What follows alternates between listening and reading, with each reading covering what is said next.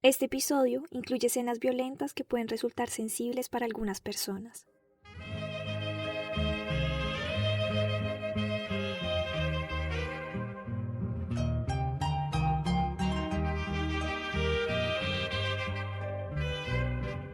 Que la ceiba se cayó, yo no creía. Nadie creía. Sí, que la ceiba se cayó y yo caí. El día de la caída hubo escepticismo. Quienes no la escucharon caer creyeron que era una broma de mal gusto. Ve, y no, y... Yo pensé que era una rama que se había caído cuando Todo, vinimos no. temprano a verla.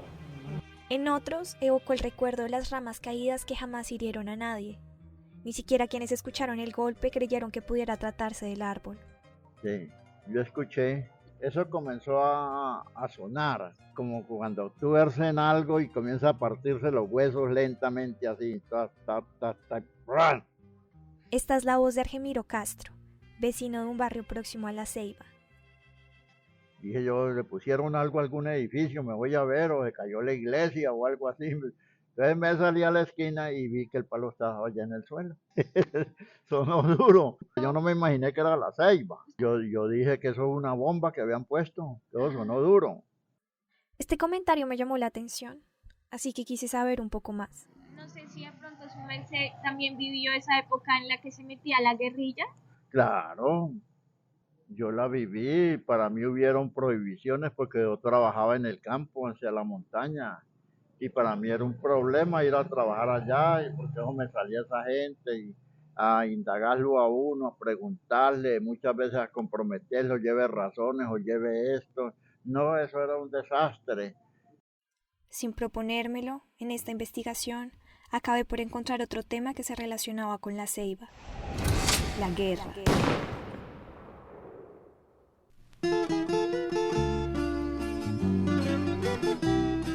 Además de ser escritor y novelista, el profesor Agudelo toca la guitarra y de vez en cuando se reúne con amigos para dar serenatas. Esta historia tiene lugar alrededor de los años 2000. Yo estaba con Hermes Trujillo y Alirio en bus, trabajando una serenata a una compañera docente de colegio que se iba, ya estábamos despidiendo. Acuérdate de mí cuando estés lejos. Entre las canciones que teníamos nosotros preparadas, le empezamos a cantar, es Acuérdate de mí, una canción de Rodrigo Silva. Y entonces hay una parte donde dice, volarán hacia ti mis pensamientos. Y cuando estamos cantando, volarán hacia ti mis pensamientos, voló la bomba.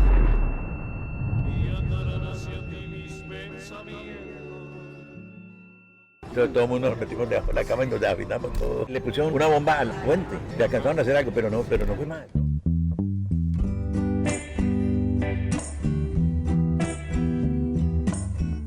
Buenas, soy Paula. Les doy la bienvenida a Bajo la sombra de la ceiba, el podcast que habla de las memorias del árbol de gigante Huila. En este episodio no vamos a tener a la ceiba como protagonista, sino como un testigo silencioso del conflicto nacional que también vivió Gigante. La década de los años 90 a los 2000 fue un periodo especial. Algunos de los eventos violentos que más se recuerdan en el casco urbano del municipio tuvieron lugar en este periodo. Así que, para volver sobre nuestros pasos, abordaremos algunos testimonios, entre ellos de funcionarias de la alcaldía de Gigante de diferentes épocas, una del 92, otra del 2000 al 2003.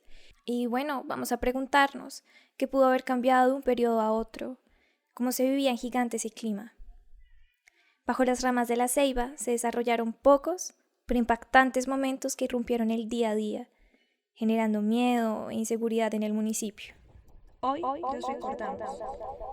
Para entender un poco más el contexto, escuchemos al profesor Agudelo. Gigante pues ha sido un corredor hacia el oriente, y eso pasó con todo esto, con Algeciras, con esta zona. La historia cuenta que el Frente Nacional, que se firmó en el 57, tuvo un primer periodo que le correspondió al Partido Liberal. Recordemos que para los años 50, en el país hubo cerca de 200.000 muertos y 1 millón de desplazados del campo, fruto de la violencia entre conservadores y liberales. El Frente Nacional fue un acuerdo creado entre estos dos grupos para mitigar los efectos de la violencia y para turnarse el poder, pero al tiempo acabó siendo un pacto de olvido y silencio que excluyó a otros grupos políticos. Así, el primer presidente del Frente Nacional fue Alberto Lleras. Amnistió a los guerrilleros. Aquí el profesor se refiere quizá a las guerrillas insatisfechas tanto del Partido Liberal como del Partido Comunista. Pero cuando llegó Guillermo León Valencia con el segundo, había guerrilleros que no se querían amnistía. Entonces empezaron a atacarlo, a bombardearlo. Es en este periodo, a mediados de los 60, que se fundan las guerrillas más influyentes de finales del siglo XX. Las Fuerzas Revolucionarias de Colombia, FARC, el Ejército de Liberación Nacional, ELN, entre otras. Parece que en el campo sí la cuestión era muy complicada, ¿no? Por aquí, pues sí, sabía uno de pronto que secuestraron, que se llevaron a Moisés, que vinieron y extorsionaron a fulano, ¿no?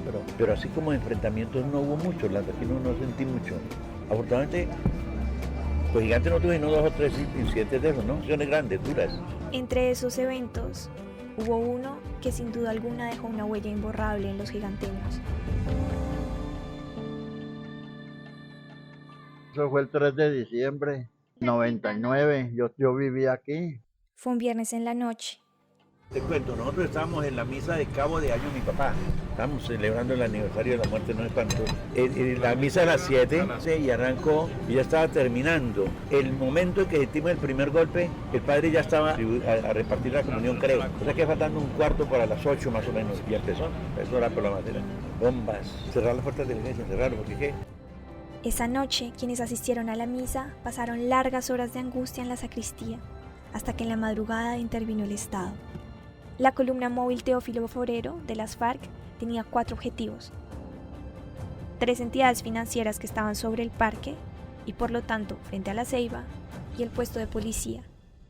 Eso fue duro, entonces pensamos que le habían puesto una bomba a la puerta de la iglesia, que ya está raro.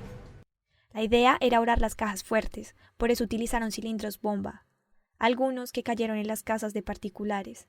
Un cilindro que me echaron a rodar de aquí a allá y fue, se trancó y explotó ahí, eso voló las ventanas y la puerta y no mató a mi hija ni a mi suegra que estaban ahí debajo de una cama. Mi abuela, a pesar de no vivir tan cerca al parque, también recuerda esa noche.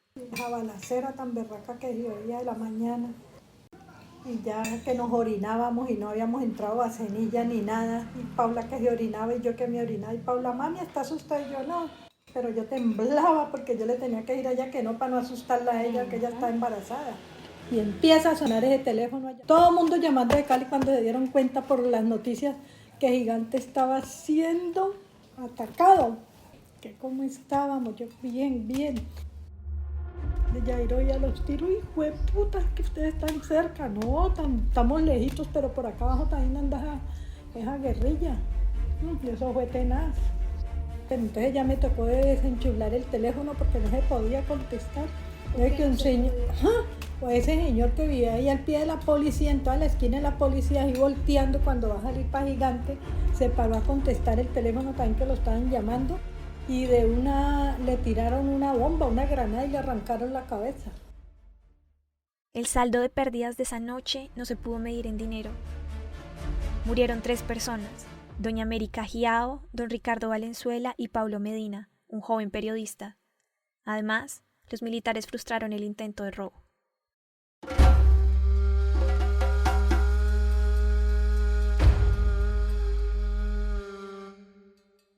Para muchos esta fue la acción que más aterrorizó a la comunidad.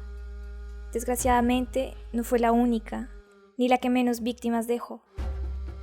Pero antes de hablar de acciones más fuertes que tuvieron lugar a comienzos de los 2000, quisiera que volviéramos a un primer episodio, uno que tuvo lugar en el año 92 y que se relaciona con el asesinato de una mujer guerrillera. Para ello, contacté a la alcaldesa de ese momento, Gladys Perdomo. Esto aquí sí. ¿Aló? Gladys fue la segunda alcaldesa mujer que tuvo el municipio.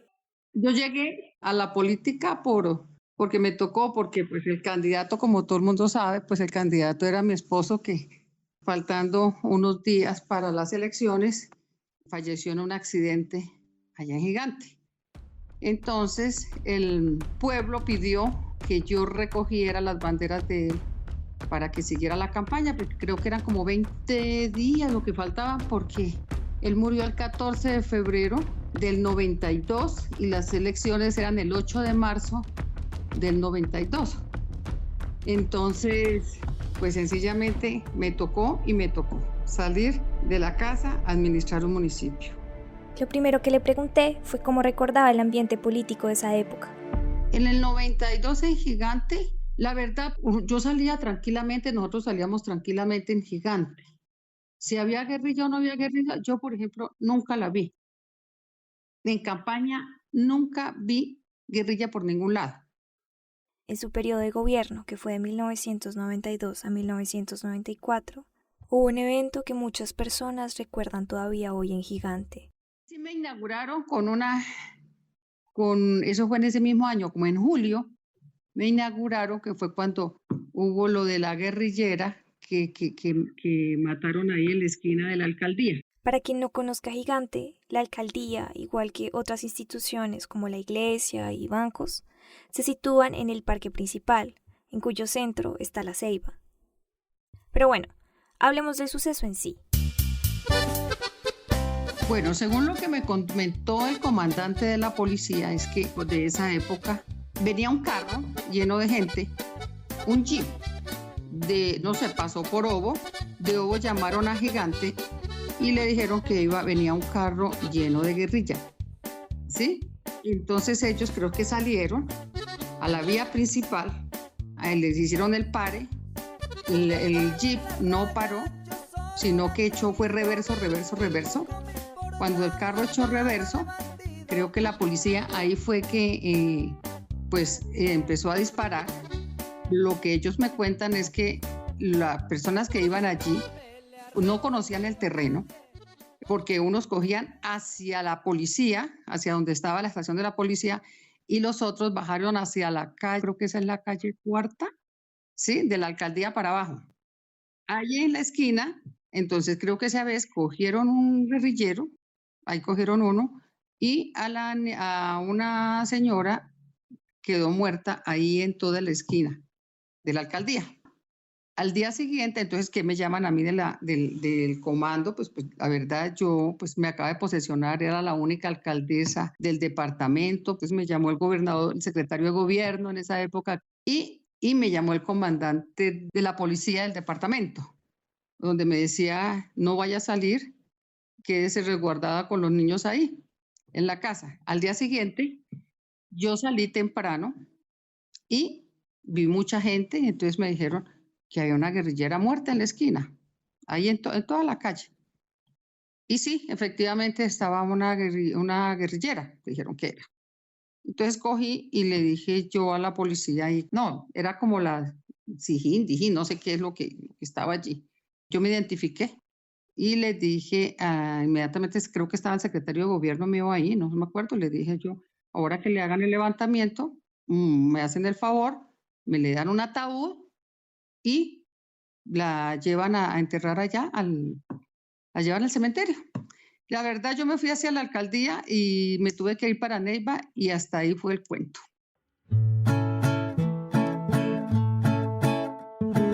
Yo vivía en el campo, tenía una perra, sembraba mora y andaba a pata, tenía mi pinta, tenía mi alberca, tenía talento para la cantata, tenía 10 años y 2 hermanos, tenía mis padres y una casita, pero una noche llegó la tropa, mató a los 4 y quedé solita. Un comandante con 10 reclutas fue el que a mi gente la asesinó, porque esta tierra era de la patria y el presidente la reclamó. De pura vaina no me mataron, porque no vieron que me escondí, y a la mañana me fui pa'l monte y en la guerrilla me suscribí.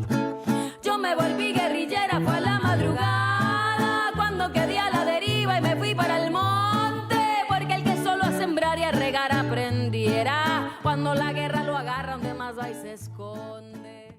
Como no hay registros de este tema en internet, desde un comienzo quise hablar con Gladys para contrastar 2 detalles que escuché sobre esta historia. El primero era que esta camioneta tenía autorización para movilizarse por varios pueblos, pero que en Gigante no se supo nada o no se respetó la orden de no atacar. El segundo, que el cuerpo de la mujer fue exhibido desnudo frente a la alcaldía.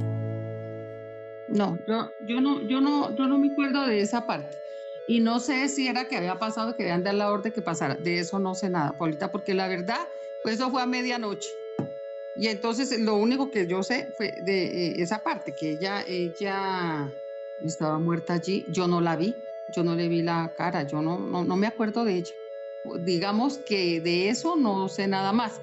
Se enterró, inclusive tuve un problema porque alguien dijo que yo le había mandado a hacer una misa y que no sé qué, y que yo había asistido y eso nunca sucedió, yo estaba en Neiva. Años más tarde, sin embargo, Gladys volvió a toparse con la mujer, o bueno, con sus restos, que aún después de todos estos años siguen sin identificarse. Aquí hay una cosa, imagínate que yo un día fui al cementerio a visitar a mi esposo y casualmente, y yo dije, ¿dónde pusieron a esta niña? Y la colocaron ahí en una de las bodas del municipio. Y le habían puesto disque Gladys. Imagínate, ¿por qué le pusieron mi nombre ahí? ¿Ah? Pues a mí me dio cosa, porque yo sé por qué me dijeron. Es decir, que en apariencia este periodo parece pacífico, pero no podemos decir que lo haya sido para todos. Había un policía que era el policía del pueblo, hacía muchos años, que era apellido Vargas, y lo mataron por ser policía, lo mataron. Yo no estaba, yo estaba en el campo. Otro día estaba trabajando, salí como a las 8 de la noche, salí y habían 2 policías ahí como cuidando, como custodiando la alcaldía y estaba lloviznando. Entonces yo salí y les pregunté qué estaban haciendo, me dice cuidando la alcaldesa, le dije no me cuiden nada, yo no tengo nada que me cuiden, no se preocupen, váyanse de aquí que se están mojando. Bajé de la alcaldía a mi casa, que era media cuadra, cuando mataron los policías. Me decían que hay unos señores que iban con mochila, un señor preguntaba que a qué hora salía la alcaldesa, y la gente pues ellos inocentes decían, no, ella sale a tales horas, ella está trabajando y no demora en salir, ¿no? Y bueno, esperaron ahora que yo saliera a Europa para no asustarme, no sé, yo andaba con Dios. Otro día hubo un hostigamiento, también estaba aquí en Bogotá, mira, que casi nunca estaba yo en Gigante cuando sucedieron estas cosas. Y la verdad uno se lo pasa gestionando, y eso fue lo que sucedió, pero ¿qué más? Quizá, a comparación de los años venideros, Gladys no consideró sentirse especialmente amenazada durante su gobierno, el cual además recuerda con mucha emoción. Fue muy bonito trabajar con las comunidades, a mí me pareció tan bonito poder servir. En el 92 que yo cogí la alcaldía, al 94, al 31, porque en esa época eran 2 años y medio, era más bien calmado. Pero sí sucedieron esas cositas, ¿no? No más. Para otras personas, la historia de la guerrillera inauguró un periodo de incertidumbre en el municipio, pues se creía que con la muerte de la mujer, los guerrilleros querrían venganza.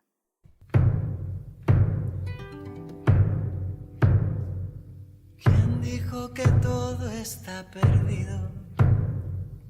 Yo vengo a ofrecer mi corazón. Tanta sangre que se llevó el río. Yo vengo a ofrecer mi corazón. Como un documento inalterable. Yo vengo a ofrecer mi corazón. Aunque los satélites no alcancen, yo vengo a ofrecer mi corazón. De alguna forma, la premonición anticipó los años más difíciles del país en materia de conflicto armado interno. Los enfrentamientos se intensificaron entre las FARC, paramilitares de derecha, el ejército colombiano y otros grupos guerrilleros por todo el país. Y bueno, si bien en la década de los años 60 las guerrillas habían surgido en un contexto de desigualdad social, de denuncia de la acumulación de la tierra y del abandono estatal, para finales de los años 90 estos grupos eran catalogados nacional e internacionalmente como terroristas. Colarse en la boca de otra fiera. En Gigante, para los primeros meses del año 2000, hubo una tragedia. Fue el 7 de mayo del 2000 a las 9 de la noche en la parte de la salida Pagarzón, o sea, en la parte del sur, frente de donde... La mujer que nos habla ha preferido guardar su identidad, pero como vecina estuvo en el lugar de los hechos.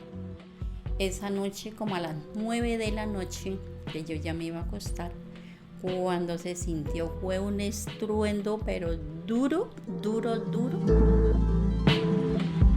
En en ese entonces habían unos carritos que eran como parecido a unos colectivos que habían con estrellas. Así era la camioneta que había aquí en la policía en ese entonces, en el 2000. Esa camioneta se convertiría en un blanco para la guerrilla. Claro, ellos pensaban que la policía iba porque tenían un informante. El informante le dijo que sí iban para allá, pero resulta de que el carro de la policía se metió al Sósimo. En ese momento pasaba un carro de esos parecidos, pero eran civil. Entonces, claro, los que ellos pensaban que era ese, entonces explotaron el cilindro bomba. Este fatal error cobró la vida de 7 personas y dejó heridas a otras 6. Esa fue la equivocación que tuvo la guerrilla. Mató gente inocente haciendo que eran policías. Murieron quemados porque el carro se quemó. A los que pudieron, otros mataron. Otros se lograron escapar. ¿Y su merced pronto conocía a las personas que venían en ese carro? No, ninguno. ¿No eran de acá? No, eso eran gente que iban, no sabe para dónde, porque no conocimos a nadie. No.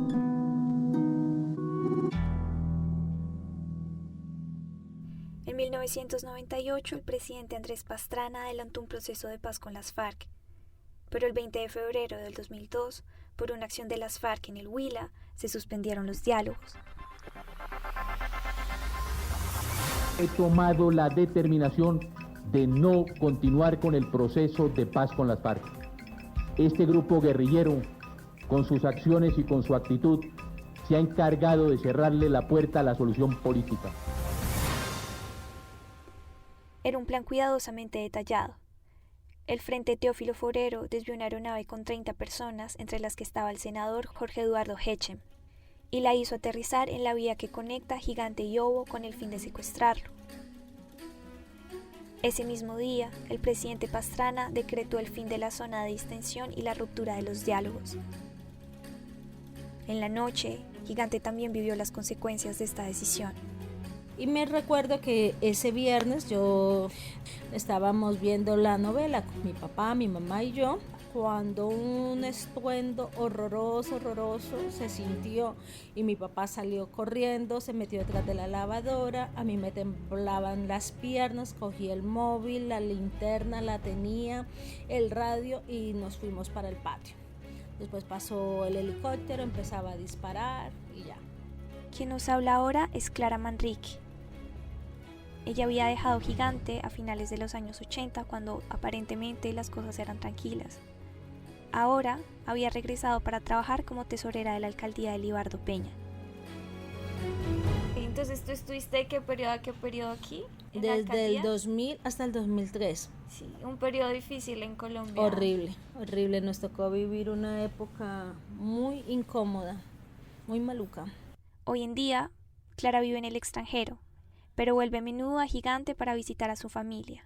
Y después, cuando ganó la presidencia Álvaro Uribe, la primera vez en el año 2002, pues Gigante fue el primer municipio que lo amenazaron y eso fue otra época horrorosa, muerte de concejales, el exalcalde lo mataron, se fue la luz, él estaba en su supermercado, fueron y lo mataron a tiros. Recuerdo la muerte de Himmler Perdomo era el dueño de la emisora que había. Cuando nos tocó que estar 2 semanas fuera de la alcaldía, que no podíamos entrar a la alcaldía porque habíamos sido amenazados por la guerrilla, pero después no, reconfortante, y uno hace como esos paréntesis o los guarda, nunca los olvida, pero la vida continúa. Se puede decir que hoy ha pasado la página, pero todavía se recuerdan cosas. Entonces, sí, hubo una época que de pronto la gente no volvió a tomar el fresco donde la gorda, como cariñosamente se le decía a la ceiba. En fin, tiempos pasados, pero con mucha parte negra, muchas manos oscuras, diría yo. Lo que vino los años que siguieron lo conocemos. Álvaro Uribe Vélez asumió la presidencia en el 2002.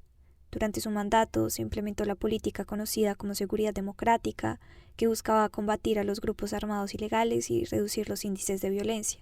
Y si bien con ella se redujo drásticamente, ha sido acusado también de violaciones a los derechos humanos y de tener vínculos con grupos paramilitares. Para decidir si sigo poniendo esta sangre en tierra Este corazón que bate su parche sol y tinieblas, para continuar caminando al sol por estos desiertos, para recalcar que estoy vivo en medio de tantos muertos, para decidir, para continuar, para recalcar y considerar. Solo me hace falta que estés aquí con tus ojos claros. Ay. Uy, no, eso a usted le queda un trauma muy berraco. Yo me acuerdo que yo iba a Cali y oía que quemaban un cohete y yo quedaba sentada, estaba dormida acá. La guerrilla me metió otra vez. Y mi mamá, no, estás en Cali. No, uno queda con una psicosis muy tremenda. Eso llegaban las 5 de la tarde y uno no hallaba por dónde estampear. A buscar a quedarse con alguien acompañado. Nosotros dejamos la casa sola y nos íbamos. Yo me iba pues ya para el Piedra Normal, pues ya me dieron posada y pues ya me fui un tiempo. Después rodamos en Bogotá, rodamos en Neiva. Hasta que ya dijimos, no, pues sí ha de ser que nos maten, pero ya no vamos a andar más.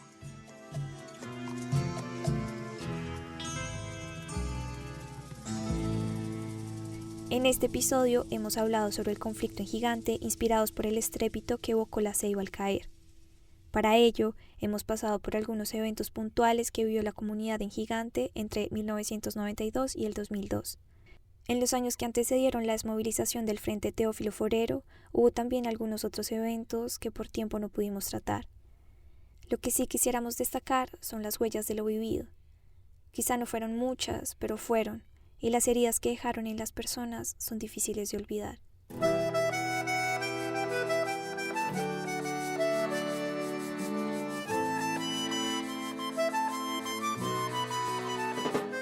Este episodio fue posible gracias a la participación de Argemiro Castro, Rodolfo Agudelo, Esperanza Polanco, Gladys Perdomo, Clara Manrique y Marta. El video del que se tomó la voz del presidente Andrés Pastrana es de Señal Memoria. La producción y voz orientadora es de quien les habla, Paula Manrique. La musicalización fue tomada de los compositores Pedro Pastor Guerra, Nicolás Galo Martos Redding, Álvaro Navarro Lázaro, Alan Dennis, Carla Morrison, Adriana Liscano, Edson Belandia, Leonardo Perdomo y la librería musical artdis.io. El diseño y montaje sonoro estuvo a cargo del comunicador Detnia Rivera.